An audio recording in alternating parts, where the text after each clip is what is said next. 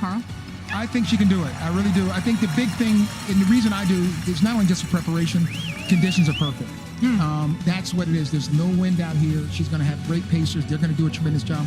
I think she gets it. It'll be tight, but I think she gets it. I think it's going to be so tight. I knew it. Thank God conditions are great because it was a deluge yesterday, as Paul and Diljit know very well with the rain. I'll toss it over to you guys in the play-by-play booth. Yeah, no rain today, but today we spent our time talking about science, strategy, shoes, even threw in some superlatives, but now it is all about faith. We are moments away from Faith Kipyegon facing one of the most ambitious challenges we've ever seen in track and field. The goosebumps still with you, Diljit? Goosebumps are here. I'm a little nervous.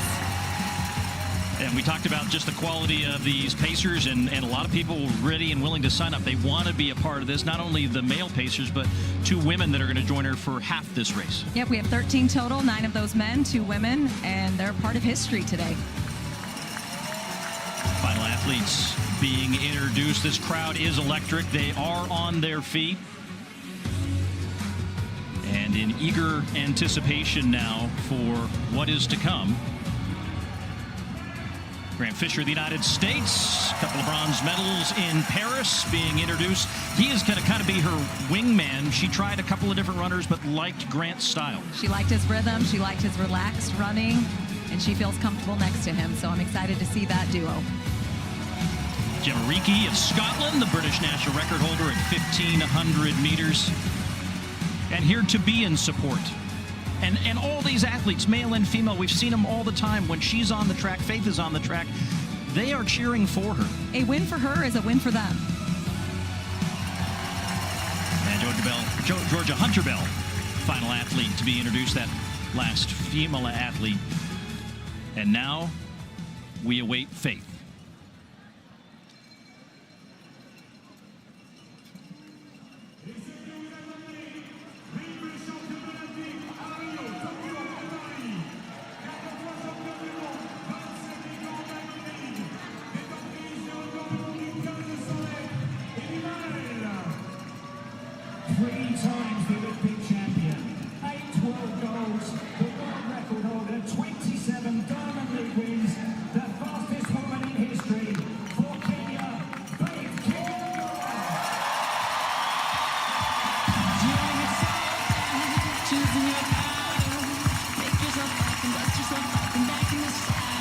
Well, just listen to that crowd as Faith enters the field of play. Here she is, stepping into the spotlight, not just for herself, but for every woman who ever dreamed of doing something the world said was impossible. She has spent a lifetime building for this, from her early races in Kenya to Olympic gold, and now in front of these fans, in front of the world, she is about to take the most ambitious step of all, from running bare through the hills of Kenya to Olympic gold under the brightest lights we've ever seen.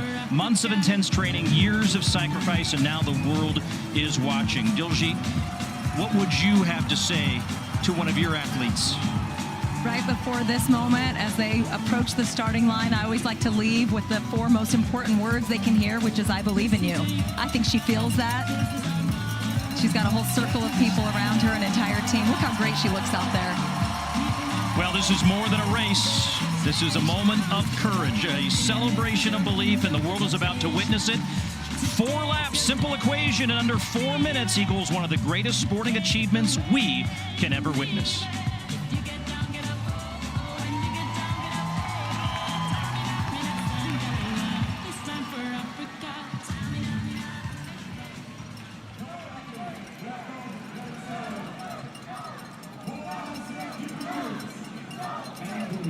So even the start of this race has some challenges. We'll put Faith on the inside rail, and then these other 13 athletes all have instructions. Been a lot of workouts the last few days getting ready to support Faith's effort.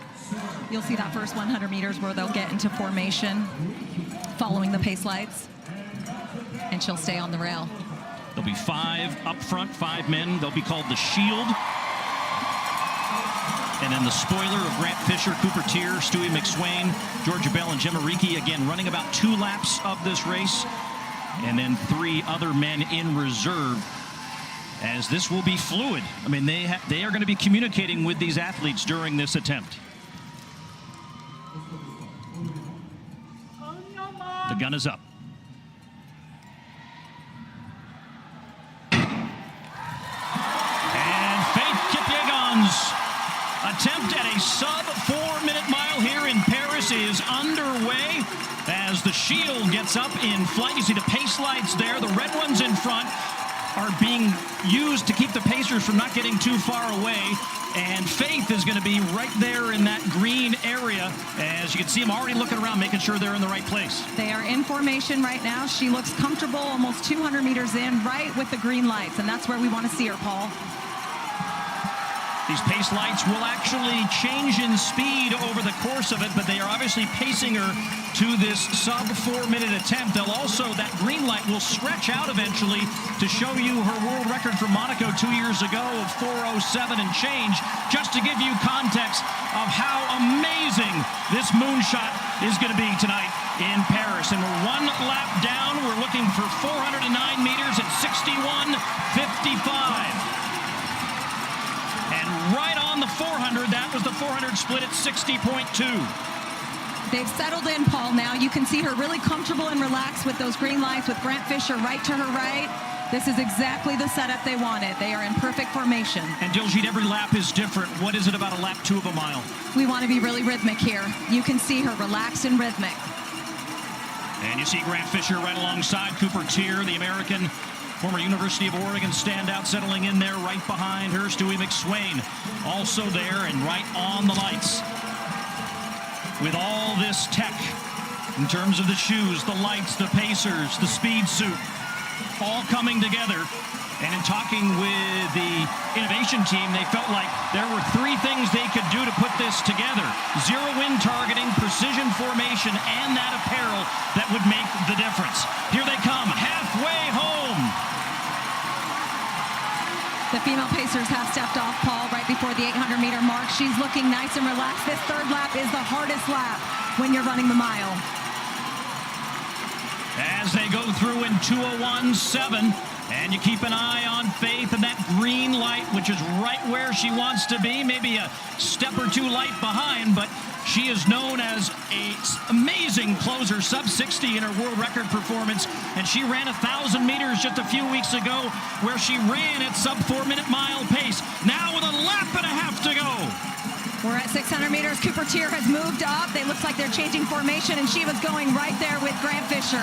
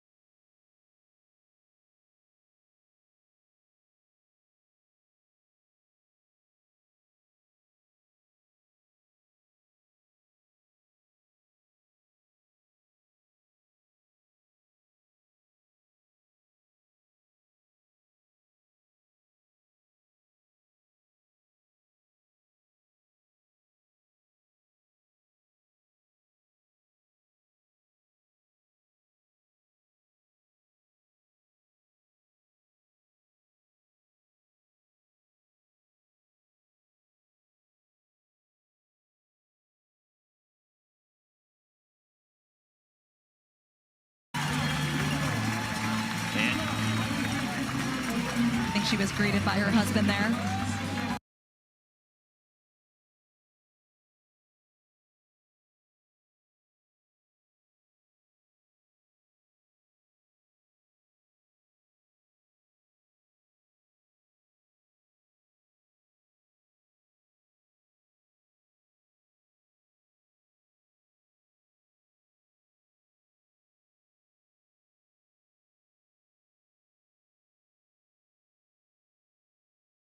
Timothy Kipyegon, who was there to